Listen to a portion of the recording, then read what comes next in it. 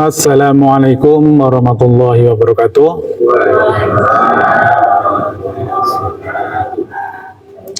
A'udzubillahi minasyaitonirrajim. Bismillahirrahmanirrahim. Alhamdulillahirabbil alamin wassalatu wassalamu ala asrofil anbiya'i wal mursalin sayyidina wa maulana Muhammadin wa ala alihi wa sahbihi ajma'in, amma ba'du. Puji syukur kita panjatkan kehadirat Allah Subhanahu wa Ta'ala yang atas perkenannya pada malam hari ini kita melanjutkan kajian mingguan pada setiap malam Rabu di Masjid Al-Ikhlas RW 09 Komplek Japos, Pondok Aren, Tangerang Selatan. Kajian ini adalah kajian tentang tasawuf dalam perspektif ilmiah eksakta. Kami bertujuan dalam rangka udkhulu fi silmi kafah. Beragama haruslah kafah, harus Islam yang sempurna, yang jasmani dan yang rohani, yang lahiriah dan yang ruhaniyah.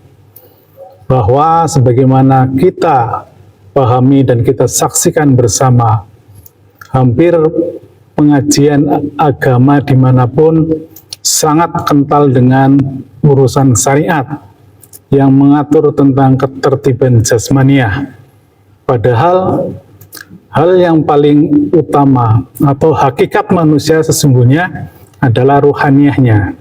Oleh karenanya kami mencoba mengisi ruang-ruang kosong tersebut yang selama ini tidak tersentuh.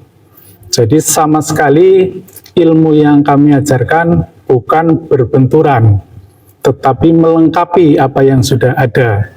Sifatnya komplementer, karena ini tidak bersentuhan dengan apapun.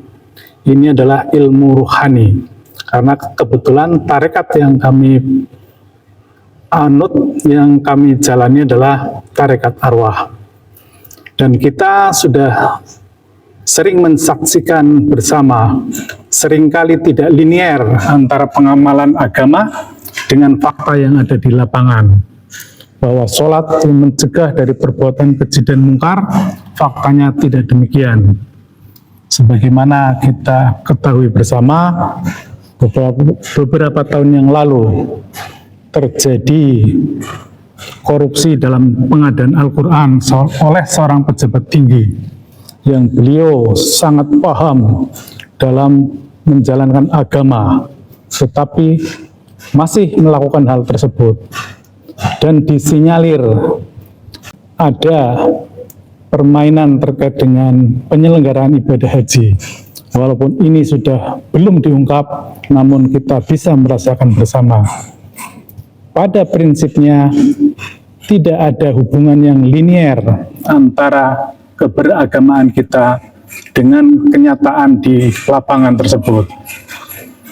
Lebih lanjut dapat kami sampaikan fakta-fakta berikut ini, bahwa ternyata negara-negara yang dengan tingkat korupsinya tertinggi pun malah ada beberapa negara yang secara kita pahami masyarakatnya cukup agamis, yaitu dimulai dari Sudan Selatan, Somalia, Venezuela, Suriah, Yaman. Itu adalah negara terkorup di dunia.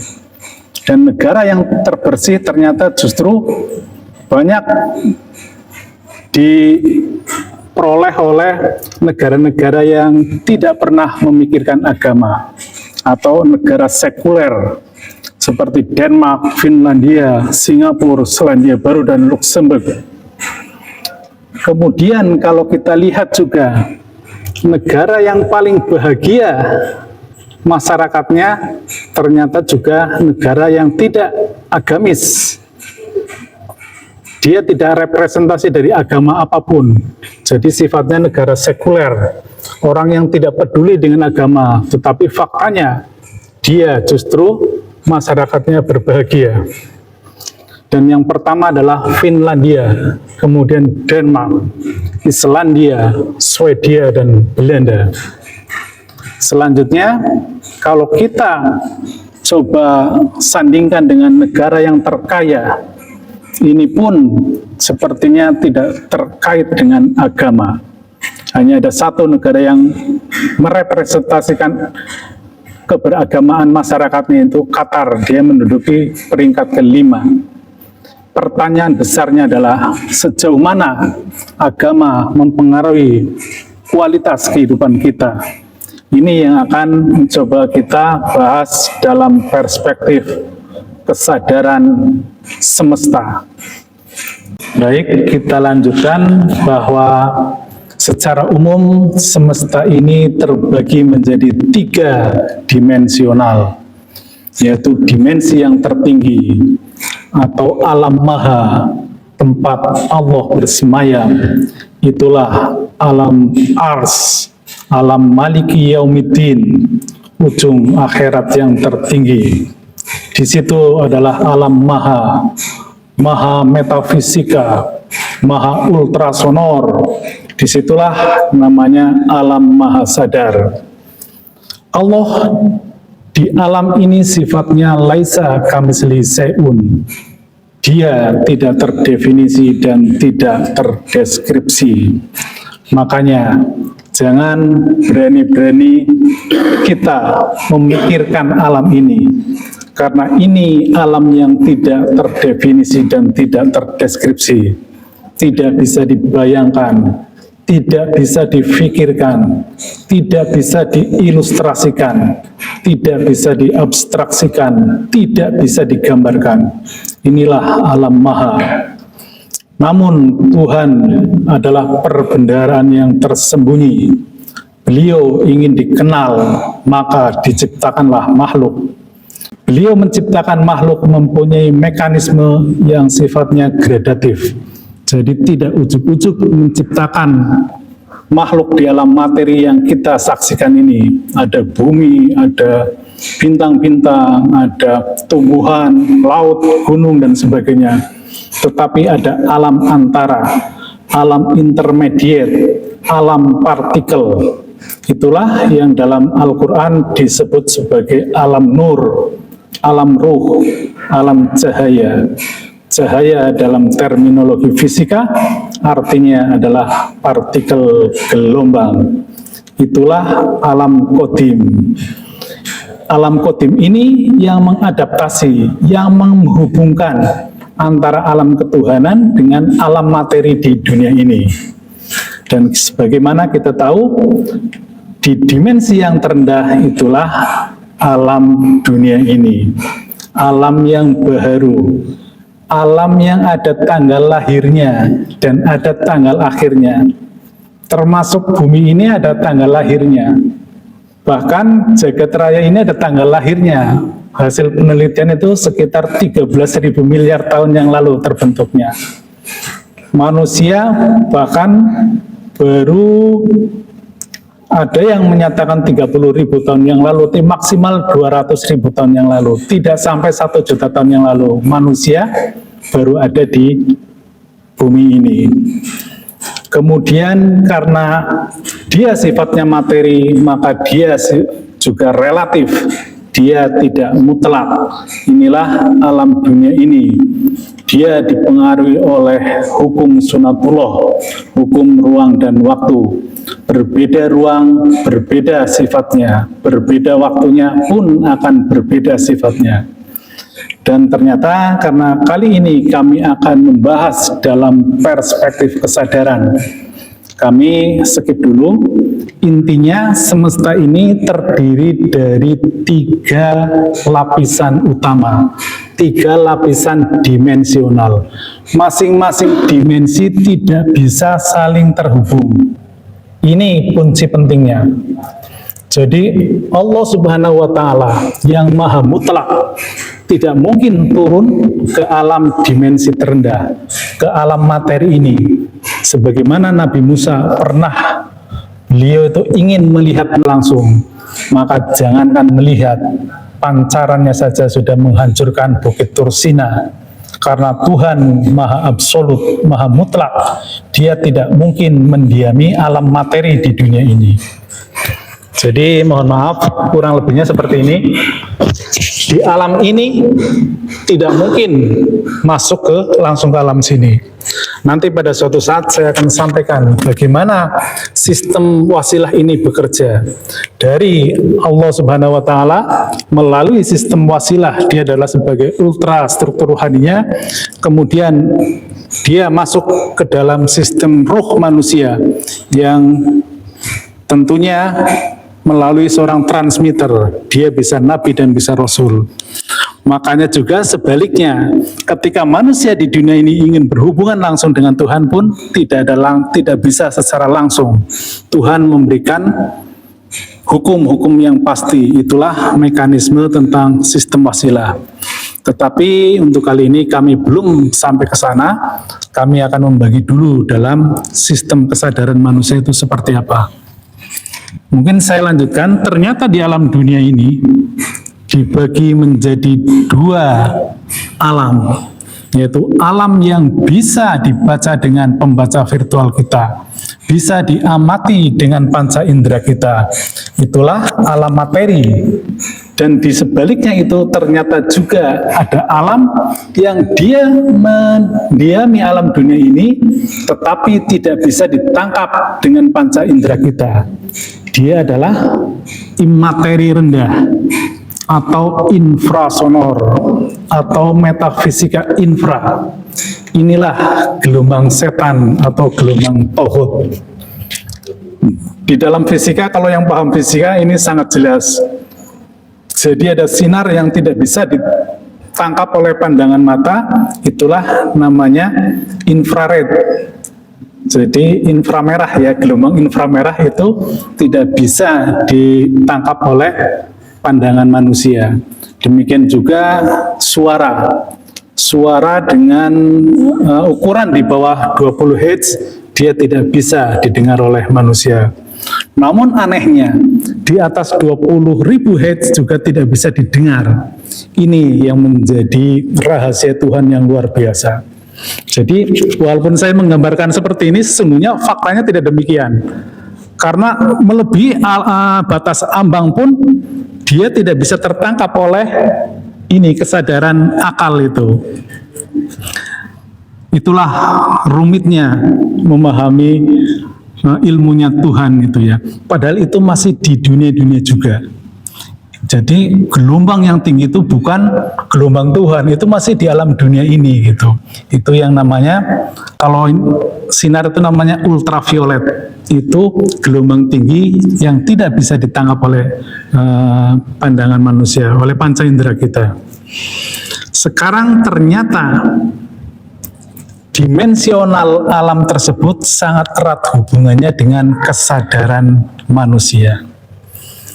Jadi kita mulai dari yang paling bawah, itu yang warnanya hitam,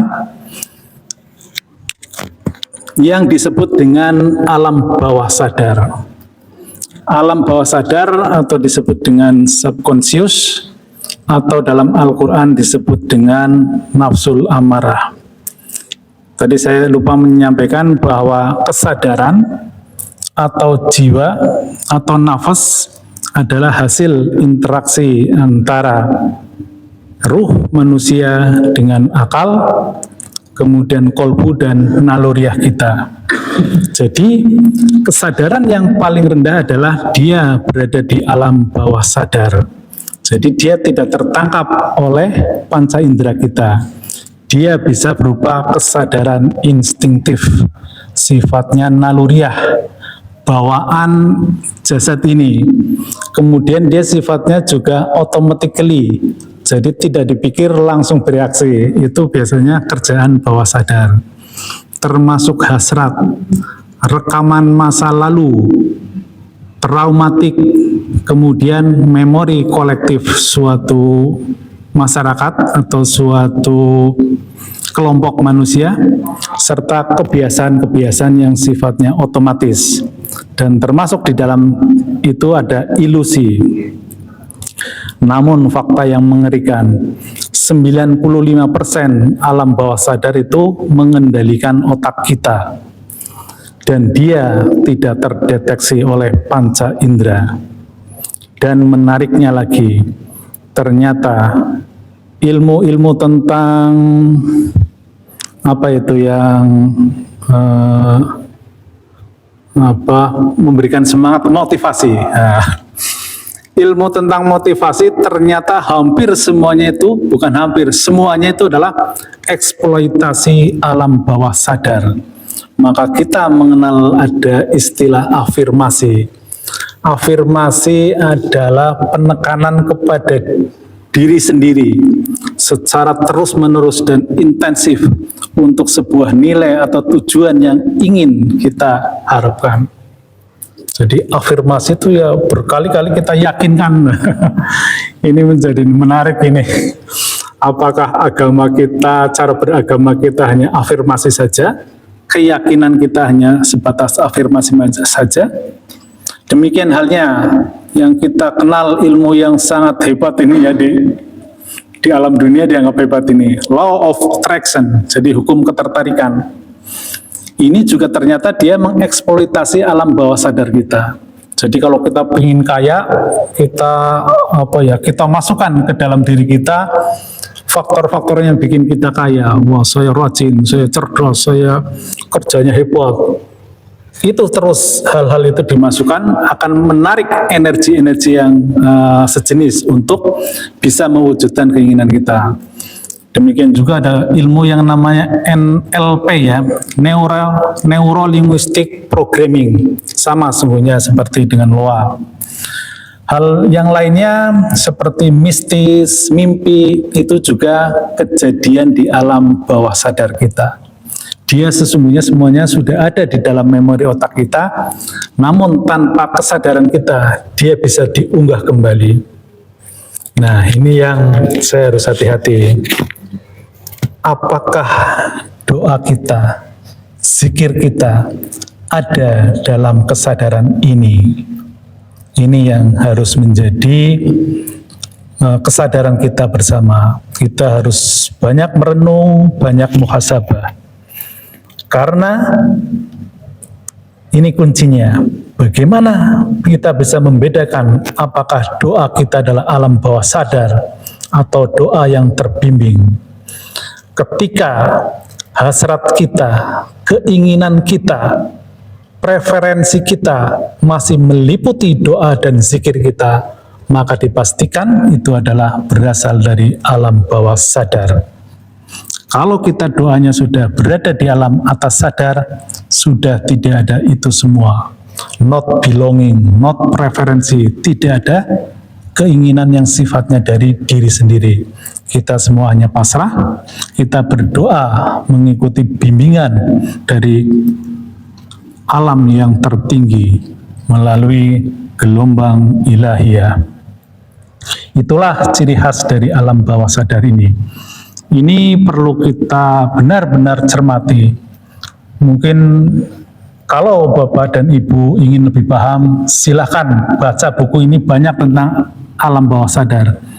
Mungkin ilmuwan yang paling terkenal adalah Sigmund Freud, itu yang dari Jerman kalau tidak salah itu ya. Dan banyak sekali buku-buku lokal yang mengeksploitasi tentang alam bawah sadar ini. Kemudian di atas alam bawah sadar, ini masih di dunia-dunia juga. Ini ada namanya alam sadar atau alam akal, conscious mind, atau dalam bahasa Al-Quran biasa disebut dengan nafsul lawamah.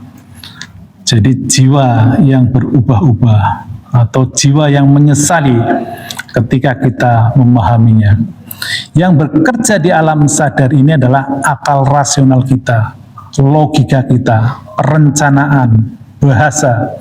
Dia ada berada di korteks prefrontal dalam otak kita. Namun kesadaran akal tidak mampu menjangkau hakikat realitas.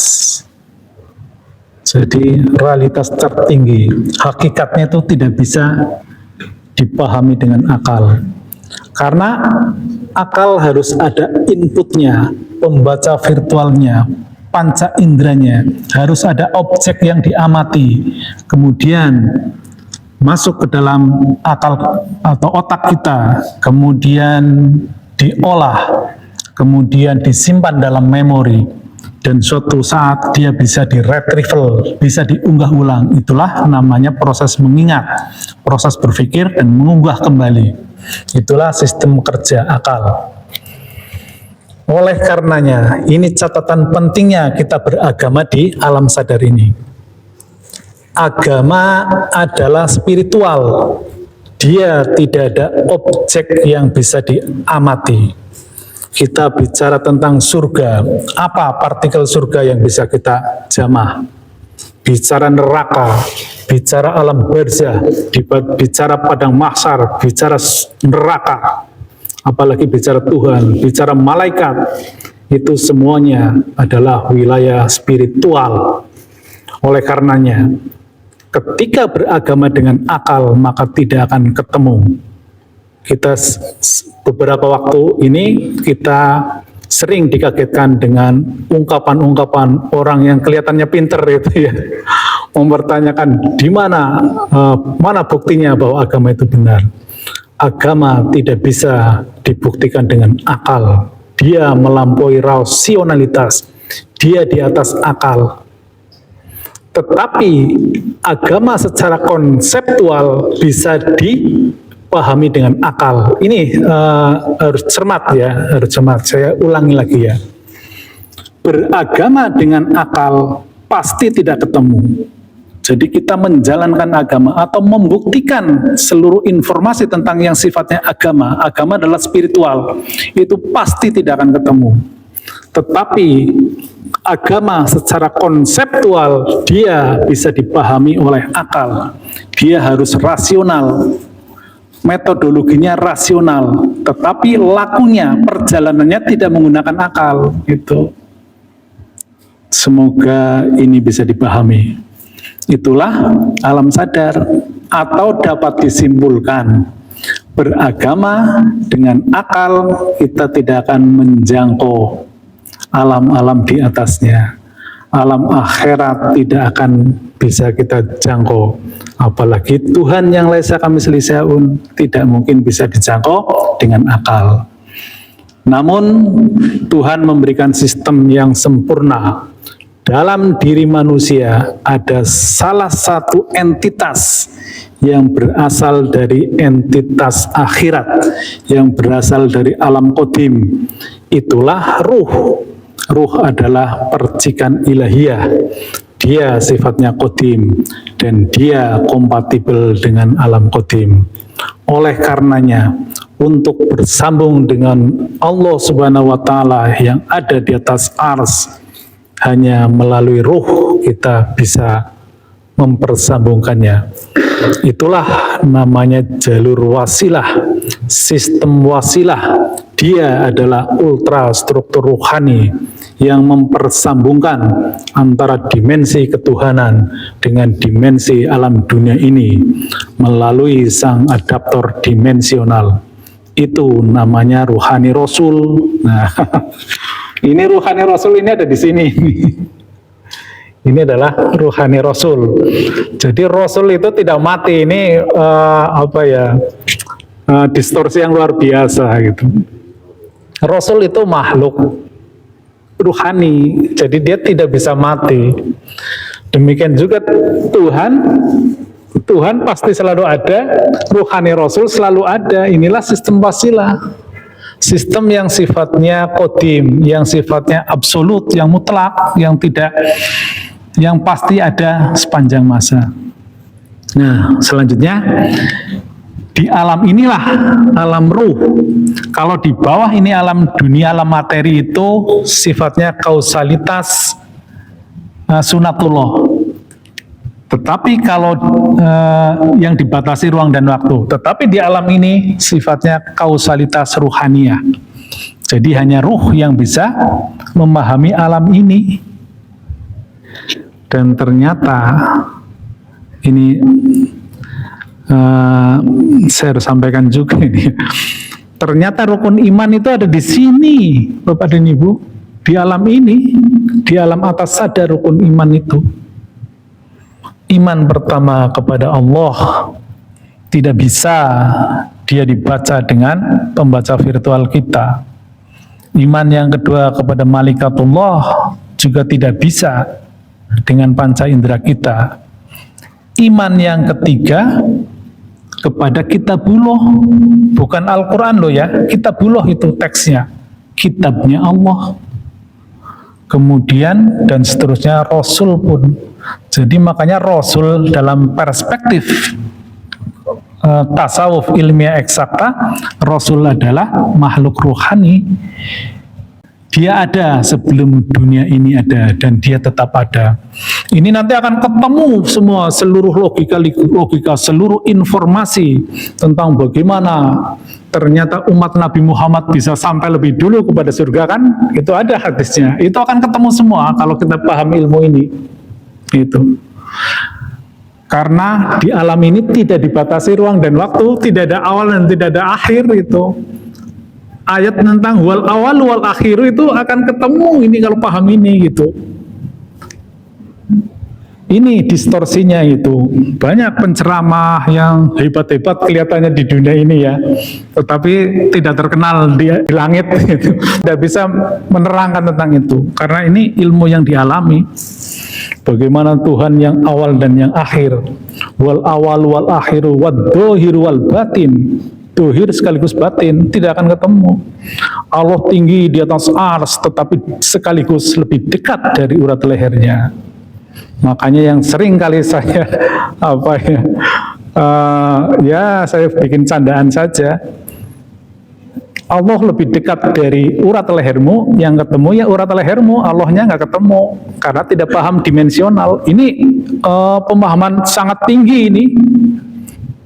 Itulah yang namanya kesadaran di atas sadar. Dia suprakonsius, atau dalam bahasa Al-Qurannya disebut nafsul mutmainah. Ini adalah kesadaran metafisika ultra atau ultrasonor, kesadaran ruhani, yaitu bersambungnya diri kita dengan sistem wasilah. Untuk sampai ke sini kita harus melewati sirotol mustaqim itu. Jadi kalau ngaji itu seringkali kita ihdinas sirotol mustaqim, tunjukilah kita akan jalan yang lurus, tetapi ya hanya tahu artinya. Ulama seharusnya menunjuki gitu, menunjuki jalan yang lurus itu mana jalannya. Karena ketika kita sudah mi'raj ini hukum sebab akibatnya akan berubah ini. Ini hukum kausalitas dimensional, ini kausalitas ruhani. Makanya sholat di level ini nanti akan kita bahas tentang sholat bagaimana level-level sholat. Sholat di sini ini sudah sholatnya orang beriman. As-sholatu mirajul muminin. Jadi sholatnya sudah mi'raj kita. Karena peristiwa mi'raj itu pun bukan kisah, bukan cerita, tetapi sesuatu yang bisa dialami. Ini adalah alam atas sadar. Ini bentuknya nur, ruh, cahaya. Ini terkuras semua Bapak dan Ibu. Kalam Allah di sini tidak bisa dipahami ini ya, tidak ada huruf, tidak ada kata, tidak ada bahasa. Di sini mewujud Pak. Menjadi kalamnya bentuknya ruh, bentuknya cahaya. Inilah namanya Quran Qadim. Bisa dibaca? Bisa. Bisa dibaca itu. Di sini mewujud. Siapa pembacanya? Banyak. Yang pasti Nabi Musa bisa membacanya. Ini di sini ada alam Qadim, dibaca oleh Nabi Musa menjadi kitab Taurat. Kitab Taurat itu bahasa manusia, bukan bahasa Tuhan. Al-Quran di sini kalam Qadim didownload oleh Nabi Muhammad, mewujud di alam dunia ini menjadi Al-Quran. Iqra bismi rabbik adalah bahasa orang Quraisy. Masa Tuhan pakai bahasa Iqra? Jangankan Tuhan di sini pun tidak ada bahasa. Ini adalah alam partikel, alam ruh. Dia tidak ada bahasa, tidak ada kata, tidak ada bunyi di sini. Ini adalah gelombang. Ini adalah frekuensi. Tetapi bisa membacanya. Gitu. Jadi sedikit saya sampaikan bahwa Nabi Muhammad adalah pencapai tertinggi dalam spiritual. Bayangkan Bapak Ibu, bentuknya nur, bentuknya partikel dan gelombang bisa didownload menjadi ayat-ayat Al-Quran yang 6.200 itu. Sepresisi itu ternyata ayatnya. Jadi beliau itu luar biasa. Nah, manusia-manusia di zaman ini yang memfungsikan itu hanya sebatas membacakan ulang. Dia bisa membacakannya, sehingga dia bisa mengkoreksi. Bisa mengkoreksi bagaimana Al-Quran itu seringkali ditafsirkan menurut keinginan manusia. Dan bisa jadi Al-Quran itu perlu ditafsirkan agar dia update sepanjang masa. Makanya dia harus selalu ada hamba-hamba yang disucikan rohaninya yang bisa membaca ayat-ayat Qadim ini.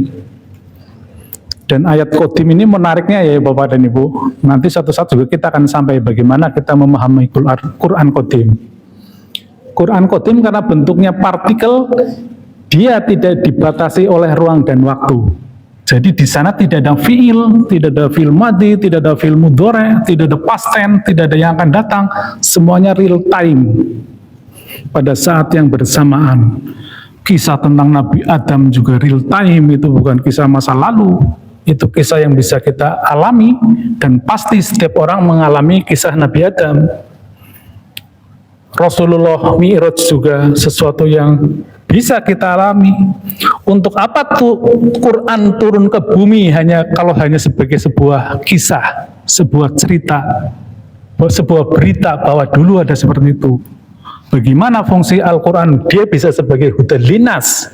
Kalau dia tidak real time, dia tidak bisa dialami, dia tidak bisa terintegrasi dengan kehidupan manusia. Ini yang karena ini ilmu yang sangat tersembunyi, hanya sedikit orang yang memahami ini, bahkan dipahamkan pun belum tentu tahu, karena ini memang sangat tinggi ini presisinya gitu ya. Inilah alam di atas sadar.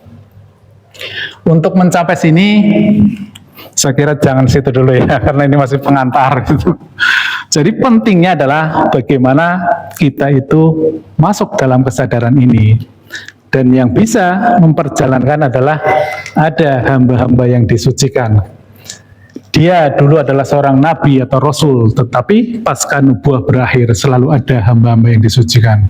Namun sebagai pemahaman saja, ini adalah alam maha sadar, alam ultrasonor, alam maha metafisika yang tidak dapat kita bayangkan dan kita ilustrasikan. Jadi sekali lagi juga, kita di sini jangan berhayal bisa langsung menghayalkan ini ya. Jangan berhayal, kita harus melewati ini. Nanti dalam bahasan tentang sistem wasilah, ini akan kita eksplorasi habis-habisan. Bagaimana Tuhan pun kesini juga nggak bisa langsung gitu. Karena kan masa Tuhan pakai bahasa manusia ikro gitu kan nggak bisa. Jadi beliau pun punya ultra struktur rohani. Bahkan sistem pengaturan, bagaimana malaikat mengatur itu pun ada sistemnya gitu. Jadi masing-masing dimensi itu dibatasi. Tidak bisa saling melampaui masing-masing dimensi ini. Tapi ada ini jalannya gitu. Itulah yang namanya sistem wasilah. Saya kira udah lama ini, ada berapa? Oh, udah setengah jam. Nah, slide ini akan saya jelaskan sekilas saja, karena secara khusus slide ini juga akan menjadi salah satu bahasan yang penting. Jadi yang tadi saya sampaikan itu, ini adalah di alam dunia. Saya balik lagi ya. Di alam dunia ini, kesadaran alam sadar dan alam bawah sadar, kalau kita urai itu seperti ini. Jadi di alam dunia ini ya penghuninya adalah ini, di alam sadar ini. Kemudian yang membuat kita terbawa oleh alam bawah sadar adalah naluriah kita. Inilah frekuensi Saitonia itu. Itu saya malah kurang 90%. Ternyata di literasi yang saya baca itu 95% yang mempengaruhi kesadaran manusia itu adalah alam bawah sadar. Itu syahwat kita, makan, tidur, nafsu ingin menguasai, dan sebagainya. Ini adalah alam bawah sadar. Alam sadarnya adalah itu, dia didominasi oleh akal rasional, dan interaksi dari ini, mana yang dominan, itulah kualitas diri kita. Kalau kita dominasi oleh naluriah ya kita berarti berada di alam bawah sadar. Kalau dominasinya adalah akal rasional ya kita ada di alam sadar.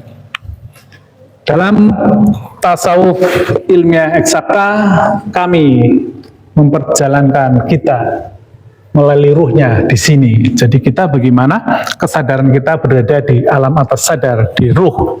Ruh inilah yang akan kita perjalankan menuju dimensi-dimensi, menuju tangga-tangga mi'raj. Itulah ruh yang bisa melakukan itu. Kemudian prosesnya ya tazkiyatun nafas ini. Ini saya kira ini standar ya, takholi, tahali, dan tajali. Ini nanti akan kita urai di lain waktu. Selanjutnya kami sampaikan dalil. Saya kira ini Pak Haji ini udah paham semua di sini ya. Lebih afdal beliau kalau membaca. Bismillahirrahmanirrahim. Ya ayatuhan nafsul mutmainah irji'i ila rabbiki radiyatan mardiyah fadkhuli fi ibadi wadkhuli jannati. Wahai jiwa yang tenang, kembalilah kepada Tuhanmu dengan ridho dan diridhoi. Itulah jiwa yang mutmainah, jiwa yang kesadarannya sudah kesadaran ruhani. Karena ruhani adalah dimensi yang tertinggi dalam diri manusia. Kalau kita kesadarannya masih ada kesadaran akal, kolbu, itu pasti kita ya muqallibul qulub itu masih yang di level mana? Di level kedua ini. Wala uqsimu binafsil lawwamah. Aku bersumpah demi jiwa yang sangat menyesali. Nah ini yang jiwa yang masih terombang-ambing itu ya, yang tidak konsisten. Kemudian Quran surat Yusuf 53 yang artinya, aku tidak menyatakan diriku bebas dari kesalahan, karena sesungguhnya nafsu itu selalu mendorong kepada kejahatan, kecuali nafsu yang diberi rahmat oleh Tuhanku. Sesungguhnya Tuhanku maha pengampun lagi maha penyayang. Ya inilah yang tadi itu ya. Inilah naluriah itu, frekuensi syaitan itu yang membawa manusia downgrade ke alam hewani. Kemudian Al-Baqarah 256, la ikraha fiddin, tidak ada paksaan dalam agama. Sungguh telah jelas jalan yang benar dan jalan yang sesat. Siapa yang ingkar kepada tauhid dan beriman kepada Allah, sungguh telah berpegang teguh pada tali yang sangat kuat. Nah ini tali yang sangat kuat inilah yang namanya tali wasilah. Ini hubungannya nanti dengan Al-Maidah 35 yang tidak akan putus. Allah mau mendengar lagi mau mengetahui. Dan kemudian ada hadis juga dari riwayat Muslim, dunia adalah penjara bagi orang yang beriman dan surga bagi orang kafir. Ini juga hadis ini kalau diurai dalam perspektif ini menarik ini. Dunia ini adalah penjara bagi orang yang beriman. Orang beriman ada di sini sungguhnya itu. Semestinya di sini. Karena sudah ada kesadaran ruhani. Ruhani tidak kompatibel di alam ini. Makanya ruhani yang terpenjara oleh akal kita, oleh emosional kita, oleh naluriah kita. Wah, terpenjara hidup di dunia. Dia ingin cepat-cepat kembali kepada Tuhannya. Nah itu sebagai ini juga, kalau kita masih takut mati ya berarti itu kesadaran kita ya masih kesadaran yang non ruhaniah, itu kurang lebihnya seperti itu ya, karena roh tidak kompatibel dengan alam dunia ini.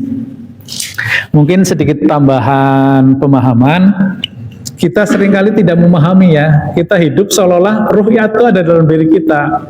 Kalau kita tahu lapisan alam, ruh itu berada di alam yang berbeda. Ruh itu di alam dimensi yang ini.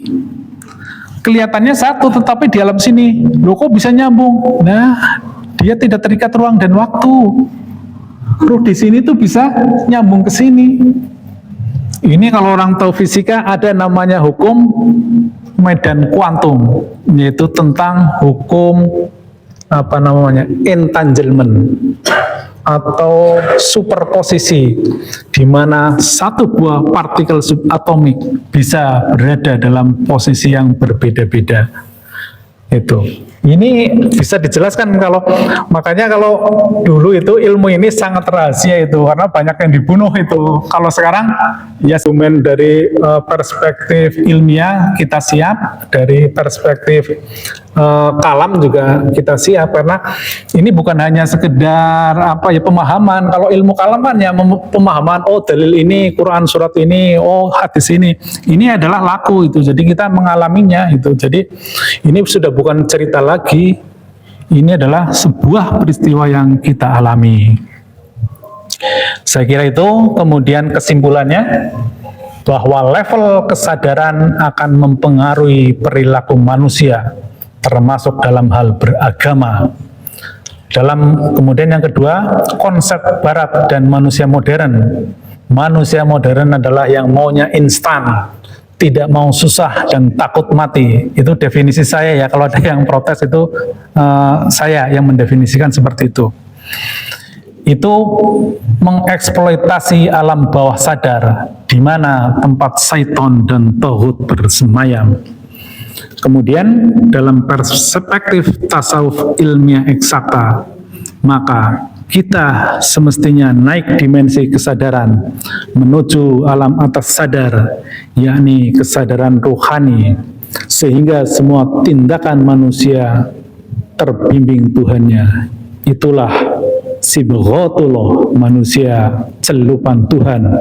Sebagaimana Quran surat Al-Anfal 17, wa ma romaita idh romaita walakinnallaha roma. Dan bukan engkau yang melempar ketika engkau melempar, melainkan Allah yang melempar. Demikian, mohon maaf sekiranya banyak hal yang kurang berkenan dalam penyampaian kami. Sekali lagi kami sampaikan terima kasih kepada DKM Masjid Al-Ikhlas RW 09 Japos, Pondok Aren, Tangerang. Kiranya Allah memberkahinya, memberikan ruhaniyah ke dalam masjid ini, sehingga masjid ini penuh dengan petunjuk. Karena ada sebuah hadis yang sangat mengerikan, akan ada suatu masa Islam tinggallah nama, Quran tinggal lafal dan hurufnya, dan masjid-masjid megah-megah namun kosong dari petunjuk.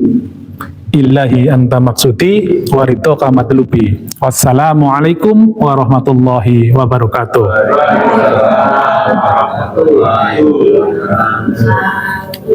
Selanjutnya kalau mau diadakan dialog atau tanya jawab, monggo. Pak Gun kemarin udah pesan. Yang terakhir dulu Pak. Oh, iya, monggo. Oke. Setelah saya dengar itu ya, ada alam sadar, alam di atas sadar. Iya, betul. Kita lihat di sini alam bawah sadar itu sepertinya negatif. Iya, betul. Dan Betul. kalau alam sadar bisa negatif, bisa positif. Alam sadar. Alam sadar. Nanti saya jelaskan. Ini saya. Oh ya, monggo. Ya udah, karena bahasa itu kita dengerin tadi. Iya, iya. Terus kalau alam di atas sadar itu positif. Iya, betul. Jadi kita berada di tengah-tengah alam sadar. Kadang-kadang kita kan digabung dari bawah sadar supaya berbuat jahat. Iya. Akhirnya negatif. Kadang-kadang di sini dari atas sadar baru baik, banyak positif. Gitu berarti. Ya, terima kasih. Lebih tepatnya adalah alam bawah sadar itu terkait dengan rasa gitu ya. Rasa susah, bahagia, senang, menderita, itu kerjanya alam bawah sadar. Kemudian alam sadar, alam akal, dia pertimbangannya adalah benar dan salah. Dia pertimbangan, karena dia sifatnya logika, dia pertimbangan, perhitungan. Kemudian alam di atas sadar adalah alam ruh. Dia sifatnya zero, not preferensi, not belonging. Jadi tidak ada keinginan kalau sudah di alam ruh itu. Jadi hanya tinggal kita berserah. Tidak ada, jadi ini kesadaran. Misalnya saya mengadakan taklim di sini, tidak ada yang ikut itu. Itu kalau kesadaran rohani itu tidak masalah itu. Ada yang ikut ya baik, tidak ada yang ikut ya baik, tidak masalah. Saya sehat ya baik, itu kehendaknya. Saya sakit ya baik, itu kehendaknya. Itu jadi not belonging, itu udah zero. Itulah yang namanya gelombang ketuhanan. Ini zero di sini, ini kita. Kalau di ini akal sadar itu adalah pertimbangannya rasionalitas kita, benar dan salah. Kalau di sini benar dan salah, benar menurutku, salah menurut orang lain itu. Makanya kalau beragama benar salah begini. Gitu. Kalau di sini sudah mutlak Pak, ini gelombang ketuhanan itu. Jadi kita terbimbing kalau di sini. Tetapi kalau di sini adalah benar dan salah. Alam bawah sadar itu sifatnya naluriah, sifatnya automatically, refleks Pak, alam bawah sadar itu. Jadi misalnya Pak Hadi itu lihat saya, awalnya sudah senang Pak, walaupun saya ini udah senang, wah itu, nah, itu alam bawah sadar yang bekerja gitu. Saya sudah cocok duluan ini loh, nah itu alam bawah sadar. Demikian. Monggo kalau ada yang diinin lagi. Pak Gun, Pak J, monggo.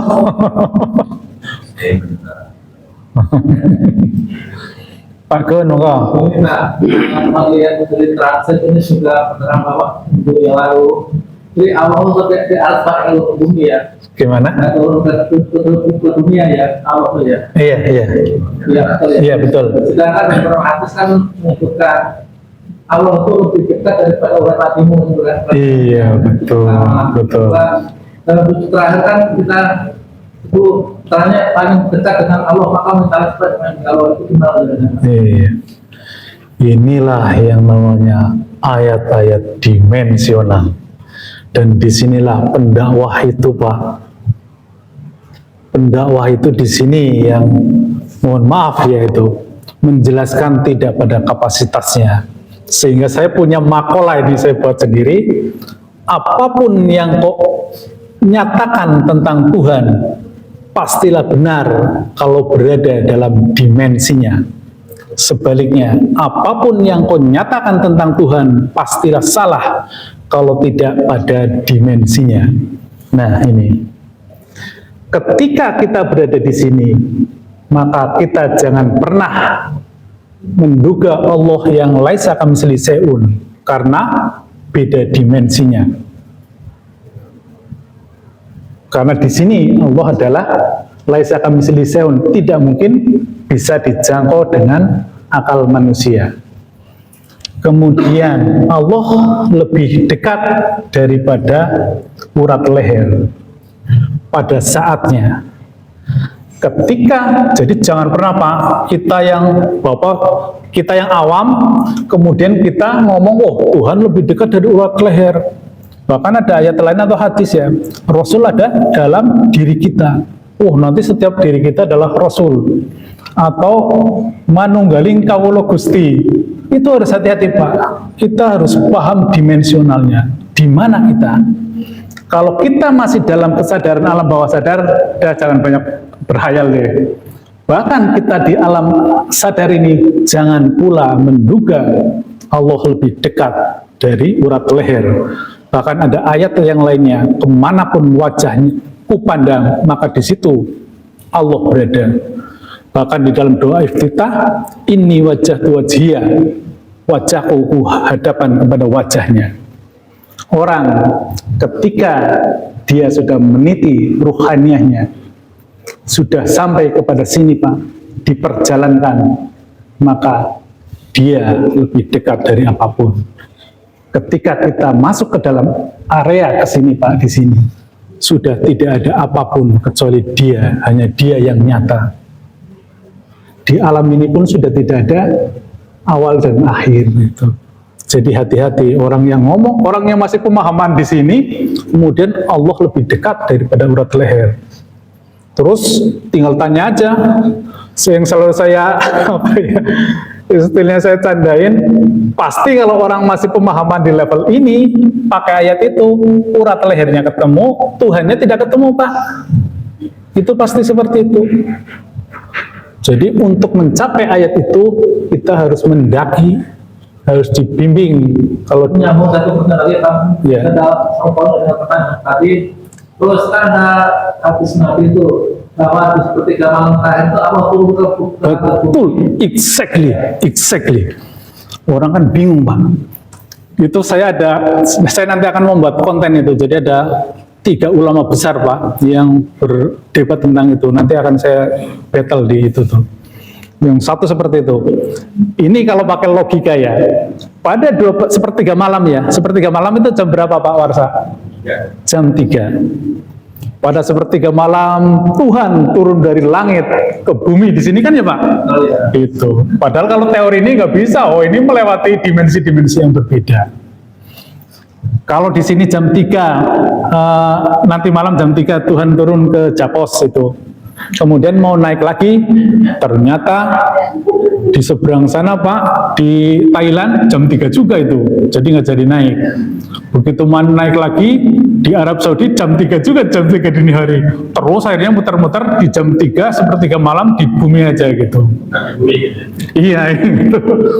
Itulah, Pak, pemahaman dimensional. Jadi yang turun ke sini bukanlah Tuhannya. Setiap dimensi itu ada representasinya, Pak. Tuhan di alam ini jangan membayangkan di sini, Pak. Jangan membayangkan di sini. Bahkan nanti Pak Gun kalau misalnya berhasil mengikuti ilmu ini dan sampai ke sini, kalaupun sampai Pak, Bapak tidak akan pernah ngomong. Tidak akan diomong-omongin gitu. Karena ini sudah sangat tersembunyi. Inilah alam laisa kamitslihi syai'un. Di sini perwakilan Tuhan ada. Inilah yang namanya, kalau ininya ruhani Rasul. Di sini ada perwakilannya, namanya Nabi atau Rasul. Sekarang tinggal apanya itu? Tinggal perspektifnya. Yang seperti saya tadi sampaikan, kalau terkait dengan kalamullah, di sini mewujud menjadi kalam qadim, namanya Quran qadim, mewujud di sini namanya kitab suci. Ini adalah bahasa manusia. Misalnya Allah Maha Rahman, di sini Rahmannya itu bentuknya juga ruh. Di sini akan direpresentasikan, Pak. Ada wujudnya, Pak. Kasih sayang orang tua kepada anaknya. Dan demikian seperti itu kurang lebih konstruksinya. Allah juga Maha mengatur. Pengaturan di sini laisa kamitslihi syai'un, tidak ada orang yang mengetahuinya. Allah mengatur di sini ada namanya sistem cahaya. Itulah malaikat, karena malaikat adalah cahaya. Di sini pengaturan di sini namanya hukum sunatullah. Ini dipengaruhi oleh ini, Pak. Jangan dikira gitu. Jadi kalau kita berdoa, ini udah teknikal itu. Mohon maaf saya bukannya ini ya. Di tarekat kami itu sudah sampai pada level teknikal, Pak. Jadi mengkonversi energi ruhani. Tentunya kita merambat melalui sifat-sifat ketuhanan tersebut. Jadi yang 99 itu sungguhnya ada semua, Pak. Bentuknya ruh di sini, Pak. Itu. Tapi sekali lagi jangan ngomongin sini deh. Ayatnya memang ada. Tuhan di atas ars kalau nggak salah. Quran surat berapa itu ya? Oh banyak, tidak hanya satu. Tuhan di atas ars itu banyak sekali. Itu.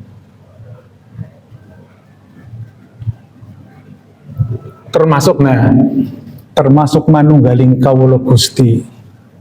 Itu kan orang cuma baca literasi, Pak. Dulu ada sufi menyatakan manunggaling kawula Gusti, Sesiti Jenar atau Al-Halaj wahdatul wujud. Jadi penyatuan wujud manusia dengan Tuhan. Itu di mana? Kalau di sini terbantahkan, Pak, tidak mungkin wujud manusia yang kasar menyatu dengan sini. Jadi kalaupun itu terjadi, yang wujud di sini adalah ruhnya yang merambat ke sini. Dan ketika dia menyatu dengan Tuhannya, ya sudah, ini sebenarnya peristiwa Isra Mi'raj seperti itu. Nabi Muhammadnya mah tetap aja di rumahnya gitu. Ini nanti saya suatu saat akan saya sampaikan itu ya. Jadi kan peristiwa Isra Mi'raj kan akhirnya orang mendongeng itu Pak. Mendongeng dari Masjidil Haram ke Masjidil Aqsa. Padahal Masjidil Aqsa-nya belum dibangun. Tahun berapa Masjidil Aqsa dibangun itu? Kemudian naik ke Sidratul Muntaha, naik Buraq gitu. Itu bagaimana? Materi nggak bisa Pak masuk ke sini Pak itu ruh, kesadaran ruh. Di alam ini ketemu Nabi Adam. Kan apa ya? Ini pengajian saya dari kecil itu benar-benar terdistorsi Pak. Umat itu dibodoh-bodohin itu oleh pemahaman yang tidak memadai lah. Kan sepertinya Nabi Muhammad ngomong ya dengan Nabi Adam itu. Omong-omongan ketemu Nabi siapa lagi? Nabi Musa suruh balik lagi. Kebanyakan Nabi Muhammad 50, umatmu nggak kuat, turun 45, naik turun. Itu pembodohan yang luar biasa Pak. Di alam ini tidak ada pembicaraan, tidak ada kata-kata. Ini alam materi, ini alam partikel. Langit ketujuh di situ Pak. Langit ketujuh sini semuanya. Di sini semua Pak. Mi'raj itu terjadinya di sini nih, peristiwa ruhani dia. Jadi bukan ngarang-ngarang naik buruk apa dimaknai? Katanya malaikat nggak bisa naik. Malaikat di sini Pak maksimal Pak. Ini Pak alam ruh, alam nur, alam cahaya. Malaikat di sini nggak bisa ke sini. Ceritanya itu Nabi suruh naik sendiri. Karena malaikat takut. Bukan takut, dia tidak bisa Pak naik ke dimensional ini. Inilah Sidratul Muntaha di sini. Itu. Jadi Nabi langsung bisa. Nabi bisa. Nah kalau manusia yang sekarang ini bisa nggak ke alam ini? Exactly. Atas sadar ini, rohnya. Nabi adalah contoh. Rohnya itu. Nabi adalah contoh bagi umatnya. Contoh artinya bisa dicontoh. Itu.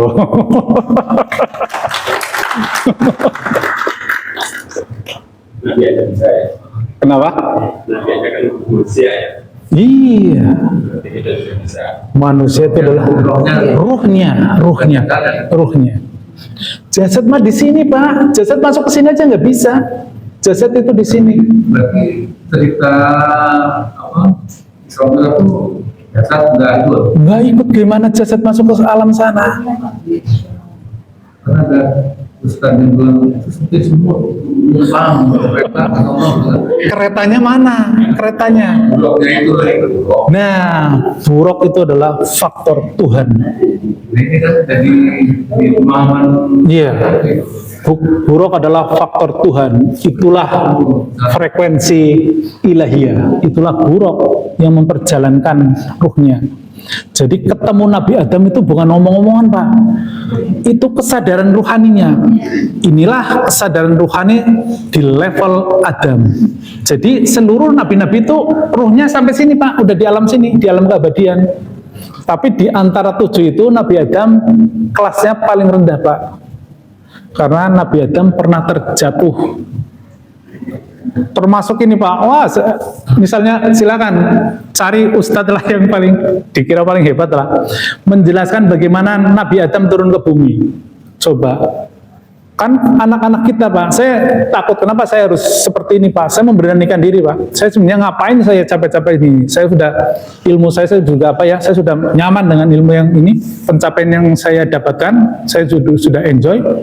Tetapi yang jelas saya ditugasin oleh mursyid saya, dan memang ini bahaya Pak kalau dibiarkan. Anak-anak kita itu sudah tidak bisa mempercayai cerita-cerita yang seperti dulu.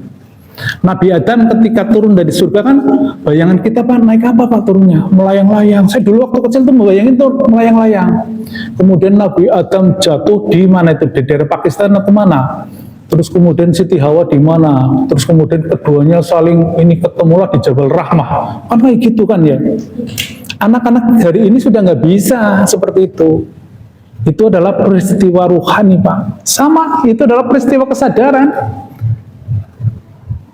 Surga di sini Pak, akhirat di sini.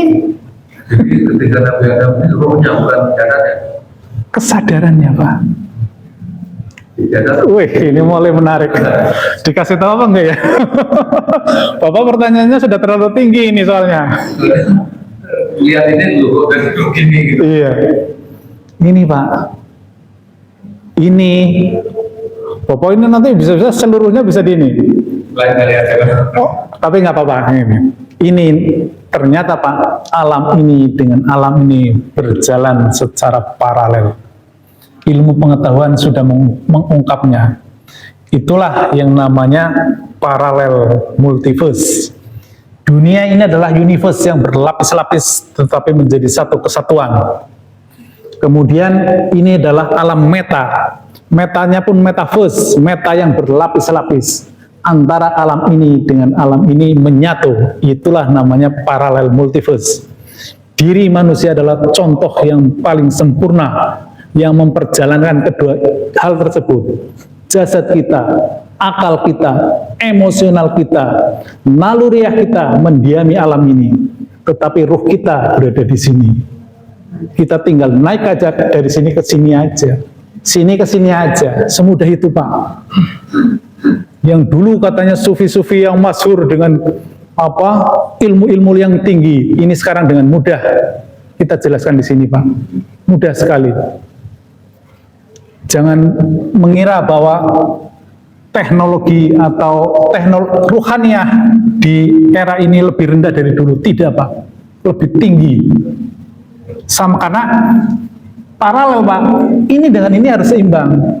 Kalau teknologi di sini meningkat, di sini alam metafisiknya pun meningkat. Kalau di alam jasmani itu meningkat, di sini harus meningkat. Kalau tidak, terjadi ketidakseimbangan. Jadi ini meningkat, ini juga meningkat.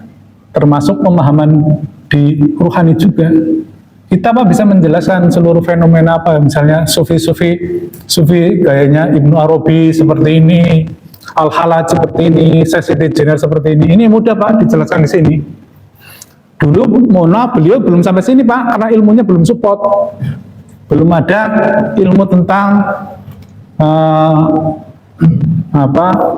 fisika kuantum itu belum ada. Dan fisika kuantum ini sudah bisa memperjelaskan. Orang Barat itu sudah sampai sini loh Pak, sudah sampai ujungnya dunia. Maka ada namanya proyek itu Einstein-Rosen, itu proyek yang ingin menembus batas dimensi ini. Makanya ada teori tentang black hole, tentang bagaimana manusia bisa menyeberang ke alam sini. Pernah ya kita dengar ya itu ya. Monggo kalau ada yang ditanyakan lagi, kalau nggak ada kita sambung minggu depan. Kalau itu Pak, makin menarik kayaknya. Saya pernah mendengar Pak, mungkin dasar itu mati suri itu Pak. Oh iya. Kalian mati suri berapa jam ya? Iya. Tapi hitungan berapa jam saya tuh sudah sampai ke Jambi, sampai ke manapun. Bahkan apa yang kita lihat dalam yang ada itu di suatu tempat ada tulisan itu persis sekarang masuk kena rumah itu ya bisa jadi Bapak berada di sini, bisa jadi alam bawah sadar, ingatan-ingatan Bapak sudah ada ini, tetapi tidak akan mungkin dia keluar dari dunia. Bahkan ketika kita meninggal pun sekalipun Pak, inilah yang namanya alam barzah di sini Pak. Jadi jangan kita terlalu yakin kita meninggal langsung masuk di sini. Wah itu jangan terlalu yakin seperti itu. Nanti kita suatu saat kita akan bahas itu. Bagaimana manusia yang meninggal itu terjebak di alam barzah. Dia tidak bisa naik ke alam sini karena ruhnya belum suci, belum murni. Dia masih terhijab oleh akal kita, oleh emosional kita.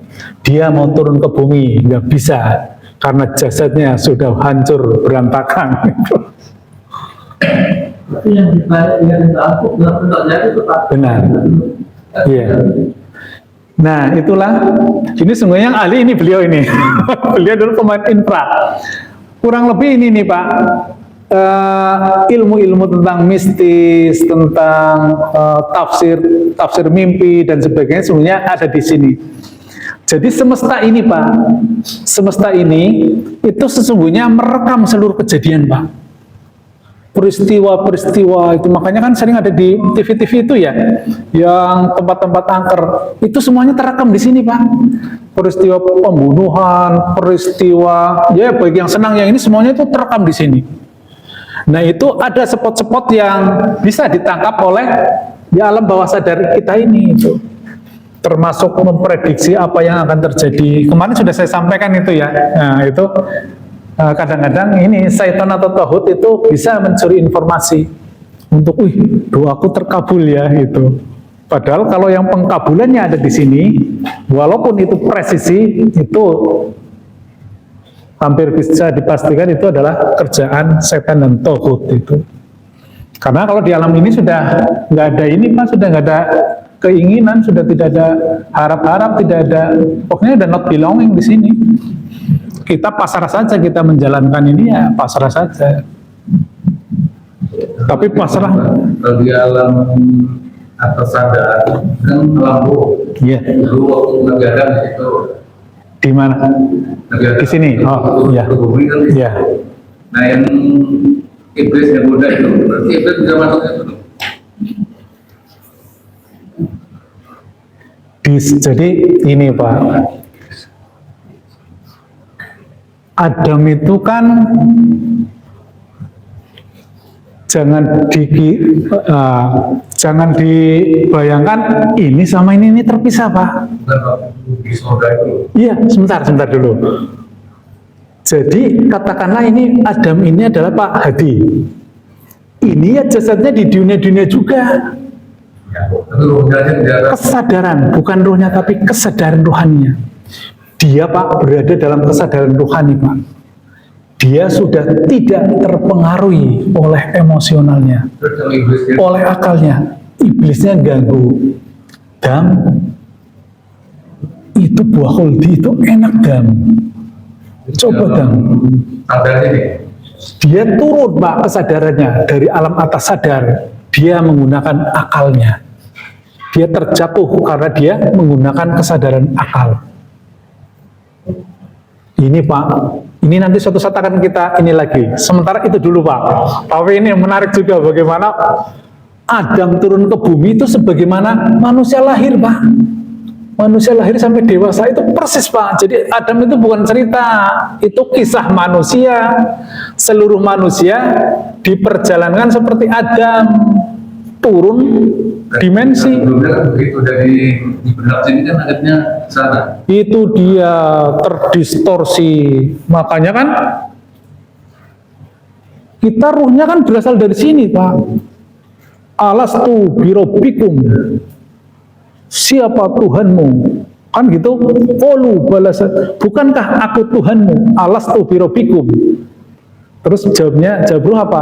Qalu balas syahidna. Iya benar, engkau adalah Tuhanku. Ini dalam sini Pak. Itu. Belum ada jasad. Belum ada jasad. Begitu terikat dengan jasad. Nah itulah manusia terdegradasi ke dalam kesadaran. Pilihannya ini ke alam sadar atau alam bawah sadar. Itu pilihannya hanya dua. Tidak akan bisa naik ke sini kecuali ada kehendak lain gitu. Kecuali Tuhan berkehendak. Ilmu inilah yang mempelajari tentang itu. Jadi sama sekali jangan, mohon maaf ini kebetulan ini termasuk beliau-beliau ini sesepuh lah di sini itu. Jangan dianggap wah saya aliran apa itu. Tidak ada hubungannya Pak. Silakan Bapak mau ngopi juga terus silakan. Bapak tiap pagi sarapan juga silakan. Bapak sholat sehari 5 kali juga silakan. Tidak mengatur di situ kita Pak. Yang kita atur adalah kesadaran ini, ruhaninya itu yang kita atur. Jadi nggak ada hubungannya dengan yang fisik ini, nggak ada kita melarang-larang juga nggak ada. Kita bebas-bebas saja. Kita hanya memperjalankan ruh.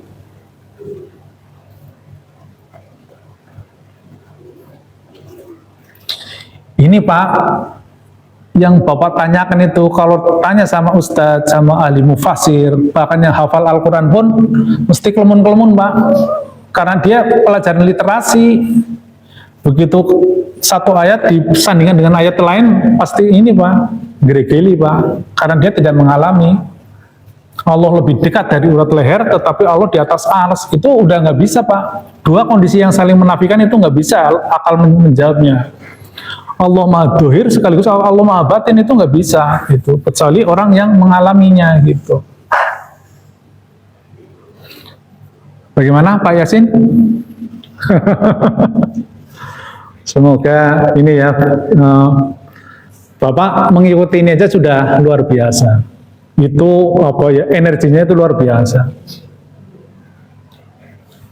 Apalagi nanti kalau ruh, Pak, sedikit saya tambahkan ya.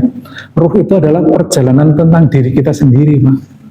Kalau Bapak itu naik ke sini-sini itu ya sendirian, nggak ada yang ngikut-ngikut itu. Kan Ustadz sering banyak khayalita gitu ya. Ini terbuka saja saya ini, silakan ini di apa di kantor kalau pernyataan saya itu keliru. Jadi kita di perjalanan ke sini tuh ya sendiri itu, nanti di surga sama anak sama istri gitu, sama ponakan lah, istrinya kemana, anaknya kemana. Ini perjalanan diri sendiri nih Pak, semuanya itu tentang diri sendiri. Nanti akan ini kita akan sampai kita asik-asik aja lah di sini itu. Jadi kalau sudah mengenal ini sudah not belonging lah Pak, kita hidup itu sih ya sudah nyaman dah. Sebenarnya ada yang saya yang tertarik itu, sayangnya beliau sudah almarhum, itu Gus Dur. Sihir tanpa waton itu presisi sekali Pak dengan ilmu kita Pak. Jadi perjalanan, silahkan Bapak, Ibu buka sihir waton tanpa watonnya Gus Dur, itu presisi sekali. Jadi kita juga kadang-kadang aneh juga bertanya. Saya kemarin suluk, ada yang bertanya apa itu suluk gitu. Padahal orang NU juga ada yang bertanya seperti itu. Padahal tokoh utamanya NU ya zikir lan suluk jangan tilali. Nah kan gitu. Al-Quran Qadim wahyu minul yo tanpa tinulis bisa diwoco itu. Jadi suatu saat juga kita akan sampai, tapi ya pelan-pelan nggak usah ini. Insya Allah besok kita akan lanjut kepada sistem wasilah, karena itu yang paling urgent Pak. Paling urgent kita akan bahas itu, karena ini manusia zaman sekarang itu terlalu pede gitu ya. Terlalu pede tetapi ilmunya tidak ada. Dari sini menuju ke sini gitu. Tuhan dari sini aja harus ada alirannya. Nah ini manusia dari sini langsung menembus ke sini. Makanya ketika kita sholat akhirnya ya mohon maaf, kita mengingat Allah kan, saya selalu bertanya apanya Allah yang kau ingat. Kita bersyahadat asyhadu alla ilaha illallah, apanya Allah yang kau saksikan. Itu tidak ada yang bisa menjawab Pak. Kalau tidak paham ilmu ini, kalau paham ilmu ini ya bisa. Menjawab ibu-ibu itu saya tanya bisa itu Pak, satu jawab itu. Karena sudah ketemu rule-nya, sudah ketemu metodologinya. Dan ini ilmu yang sangat tinggi, tetapi sebenarnya sudah ketemu teknologinya Pak, sudah ketemu metodologinya. Makanya saya bukan siapa-siapa, saya bukan apa-apa, bahkan di dunia ini saya termasuk orang yang bodoh Pak, orang yang bodoh, orang tidak berhasil itu.